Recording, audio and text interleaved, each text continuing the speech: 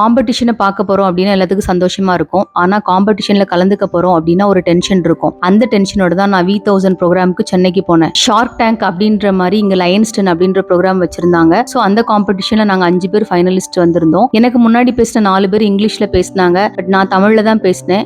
ஏன்னா அந்த ஆடியன்ஸ்க்கு தமிழ்ல பேசினா ஈஸியா கனெக்ட் ஆகும்னு எனக்கு தோணுச்சு. பேச ஆரம்பிக்கிறதுக்கு முன்னாடி என் மைண்ட்ல 1000 கொஸ்டின் இருந்துச்சு. பேசிடுவோமா பேசிட மாட்டோமா? அப்ப நான் சொன்னது ஒண்ணுதான், இந்த ஸ்டேஜை நான் இப்ப கிராஸ் பண்ணலன்னா என்னைக்குனாலும் நான் கிராஸ் பண்ணி தான் ஆகணும். அதை கொஞ்சம் ஏர்லியரா பண்ணிடலாம் அப்படின்னு சொல்லிட்டு தான் அங்க நான் பேசினது. நான் டிவிலையும் மொபைல்லையும் நியூஸ் பேப்பர்லயும் பார்த்த பெரிய பெரிய லீடர்ஸ் முன்னாடி தான் நான் பேச வேண்டியது இருந்துச்சு. ஸோ அது என்னோட டென்ஷன் இன்னும் அதிகமாக்குச்சு. பட் நான் பயப்படாம தைரியமா பிரீத் இன் பிரீத் அவுட் பண்ணிட்டு போய் பேசினேன். எனக்கே ரொம்ப பெருமையா இருந்துச்சு. எங்க இருந்தா எனக்கு அந்த கான்ஃபிடென்ட் வந்துச்சுன்னு தெரியல. நான் அவ்வளோ நல்லா பேசினேன்.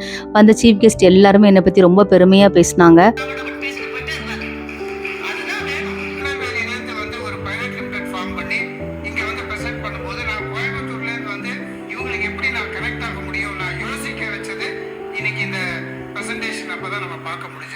ரிசல்ட் அனௌன்ஸ் பண்ணாங்க. எனக்கு தான் ஃபர்ஸ்ட் ப்ரைஸ் கிடைச்சது. பெஸ்ட் இன்னோவேட்டிவ் ப்ராடக்ட் அவார்டும் கிடைச்சது. 2 அவார்டு அந்த ஸ்டேஜ்ல வாங்கினது எனக்கு பெரிய ப்ரௌட் மொமெண்ட் தான்.